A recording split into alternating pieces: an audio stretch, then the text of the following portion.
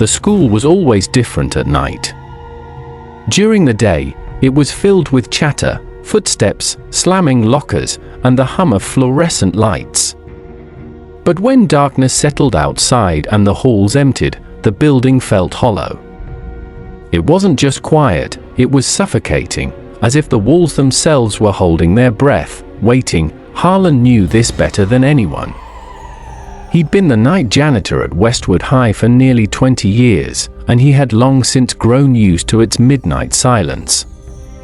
Or at least he told himself he had. There was something about the echo of his mop bucket wheels across linoleum, something about the way the lockers clicked softly on their own, as if metal contracting in the cold. That kept his skin prickling. On that particular night in late autumn, the air was sharp outside, the windows clouded with condensation.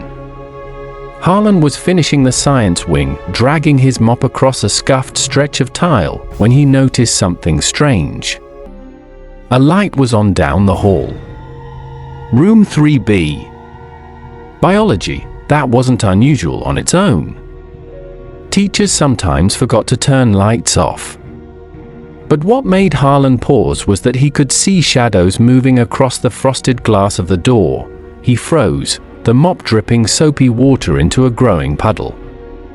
The school should have been empty. He was the only one with keys after hours. Hello?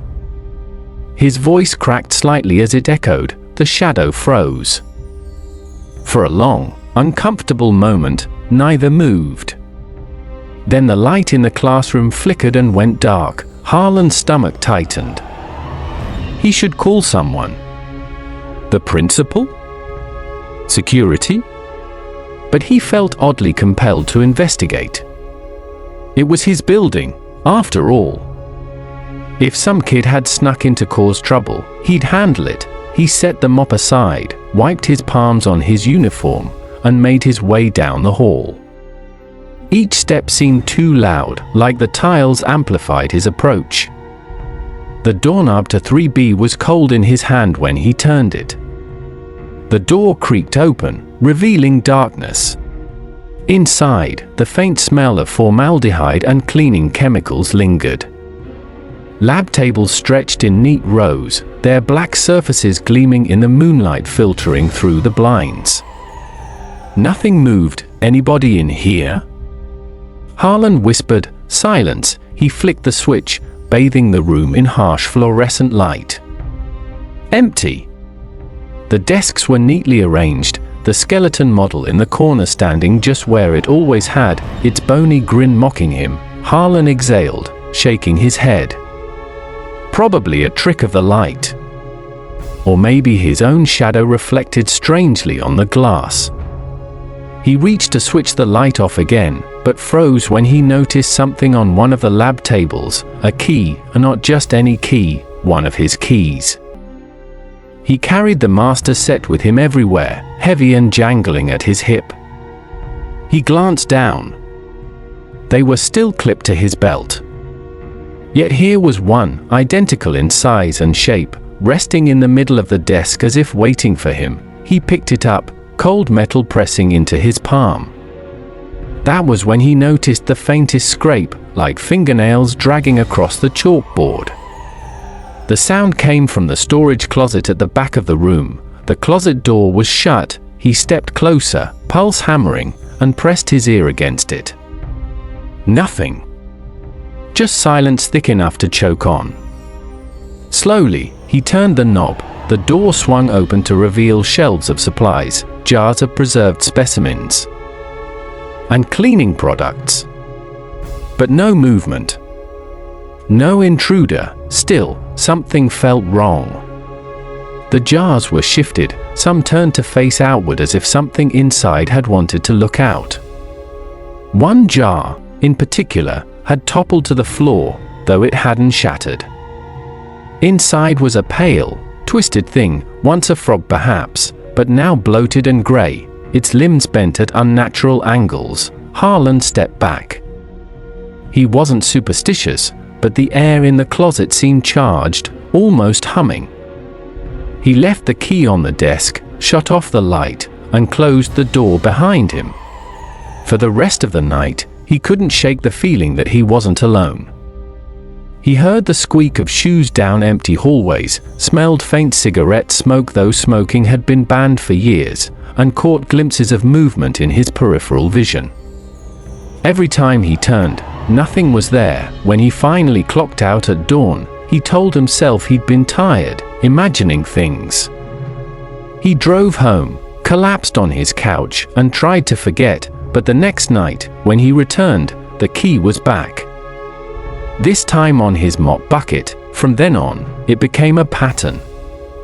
No matter where he left it, on a shelf, on the principal's desk, in his own locked locker, the key returned to him. Always appearing somewhere he couldn't ignore.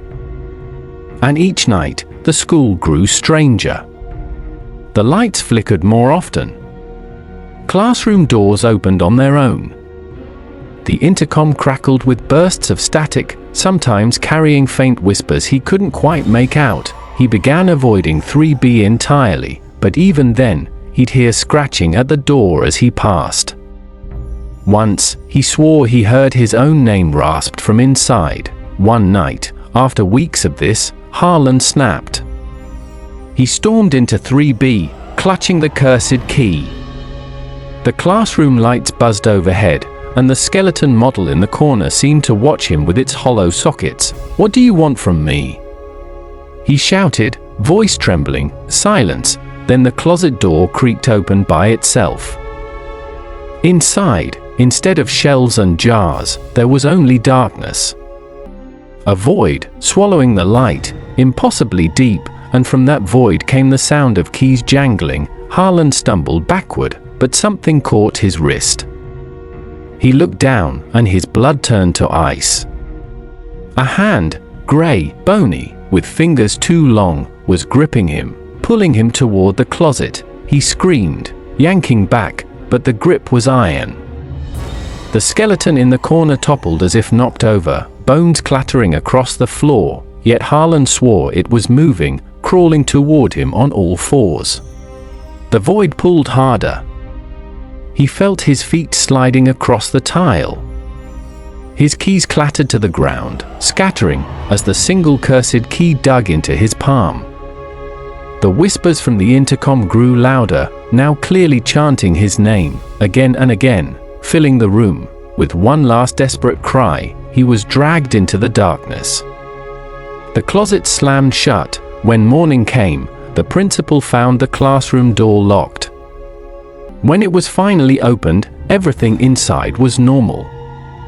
The skeleton model stood upright in its corner, the jars were neatly aligned, and the closet was filled with supplies. The only thing out of place was a single key, resting on the desk, and though the janitor never returned. Sometimes at night, teachers swear they hear the squeak of a mop bucket in the halls. The faint smell of cleaning chemicals lingers long after everyone has gone home, and if you pass by room 3B in the dark, you might see a shadow behind the glass, one that moves long after the school is empty. The old high school loomed like a forgotten relic at the edge of town. Its bricks were stained with decades of storms, its windows clouded with grime. Most people never gave it a second glance, but for Harold, it was his second home. He had been the night janitor for over 20 years, wandering its halls long after the teachers and students had gone. The building was quiet then, almost peaceful, and he had learned every creak in the floors, every hum in the walls, but lately, things had begun to change. It started with the clocks. At first, Harold thought he was just tired. He'd glance at the clock in the science wing, and it would show a time hours ahead of what he expected. In the gymnasium, it would lag behind by minutes. Once, in the cafeteria, he stared at the large round clock and saw the hands twitching back and forth, as if unsure whether to move forward or reverse. He laughed it off, blamed faulty wiring, and carried on. But the laughter never lasted long. He began noticing shadows that shouldn't have been there. When he turned the corner of the art wing, he'd catch movement in his peripheral vision, someone darting into a classroom. But when he checked, the room would be empty, desks neatly lined, the smell of paint faint in the air. The worst was the locker hallway. He hated walking it now. The lockers stretched endlessly, and sometimes he swore he heard whispers leaking from the vents. Low voices murmuring as though students were still inside, waiting. On a Tuesday night, Harold found the gym lights flickering on and off. He pushed the heavy doors open, his flashlight trembling as he scanned the polished wood floors. At the far end, the bleachers were fully extended, though he could have sworn they were retracted when he started his shift. He made his way across the gym, each step echoing unnaturally, bouncing back louder than it should. That's when he heard it, the squeak of sneakers on the court. He froze. The sound was unmistakable, like a quick pivot, then another. He turned his flashlight toward the noise. Nothing. Just an empty floor. His hand shook as he swept the beam across the bleachers, and for a brief second, he thought he saw someone crouched low in the shadows. When the light reached that spot, it was gone. He shut the gym doors tight behind him. Harold told himself he was letting his imagination run wild. After all, he'd heard the rumors over the years, students whispering about the girl who vanished in the 70s, last seen after detention, her body never found. Teachers laughed it off as a ghost story, but Harold knew the kind of darkness a building could hold on to. Later that week, he was sweeping near the library when he noticed a single light glowing inside. The library was always locked at night, yet the door was ajar. He stepped inside cautiously, the smell of old paper and dust thick in the air. The glow came from a desk lamp in the far corner. At first, it looked like someone had been studying there. Open textbooks, a notebook half filled with scribbles, a pencil resting across the page. But when Harold leaned closer, his stomach turned. The notes weren't words, just frantic, looping circles, drawn over and over, filling every inch of the paper. Some were so dark and deep the pencil had torn through. He backed away, but before he could leave, the lamp flickered once and died. Darkness swallowed the library whole. He fumbled with his flashlight, and when the beam finally cut through, the desk was empty. The books were gone, the papers vanished. Only dust remained. From then on, the nights grew heavier. He stopped listening to the clocks, stopped looking at the shadows. He just kept his head down, doing his work, telling himself it was just fatigue. But he couldn't ignore what happened on Friday. The storm had knocked out half the power, leaving whole corridors in blackness. Harold dragged his mop bucket through the halls, the dim emergency lights casting everything in a sickly red glow. He felt watched, every step of the way, the silence so deep it pressed against his ears. As he turned into the east wing, he heard the sound of water dripping. He thought it was a leak from the roof until he realized it was coming from the bathroom. The door creaked open slowly as he approached. Inside, the sinks were running full force, water spilling over onto the tile. He stepped closer, reaching to shut one off, when his reflection in the mirror caught his eye. It wasn't right. The face staring back at him wasn't his. It was older, gaunter, with hollow eyes and skin stretched thin over bone. Its mouth hung open, lips quivering like it was trying to speak. Harold staggered back, slamming into a stall. He looked again, and it was just his own face, sweaty, pale, terrified. He turned the faucets off with shaking hands and left without finishing his shift. That night, Harold didn't sleep. He sat in his apartment, staring at the walls, listening for sounds that weren't there. When morning came, he considered quitting, but the school was all he knew. He told himself he'd finish the week. Just one more shift. On Sunday night, he arrived to find the front doors unlocked. That was unusual, but he didn't think much of it. He stepped into the dark lobby, the echo of his footsteps sharp. The air felt colder than usual, damp and heavy. He started his usual rounds, but something was wrong. The corridors seemed longer, stretching farther than they should. He tried to reach the cafeteria, but the hallway twisted, branching into turns he didn't recognize. Every corner led to another corridor, identical to the last.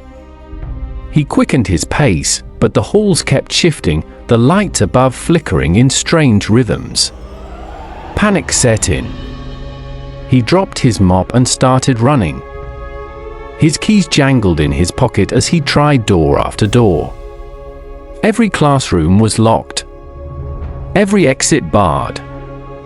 He turned one final corner and found himself in the locker hallway. The whispers were louder now. They slithered from the vents, dozens of voices overlapping, chanting words he couldn't understand.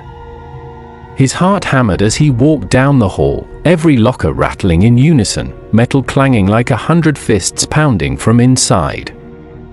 He reached the end of the hall, his breath ragged, when one locker door swung open on its own. Inside was darkness, deeper than shadow, and then he saw her, the missing girl. She was crouched inside. Knees pulled tight to her chest, her eyes two pits of endless black. Her lips moved soundlessly before a shrill scream tore through the hall, rattling the lockers, splitting Harold's ears. He fell to his knees, clutching his head, as the sound consumed him.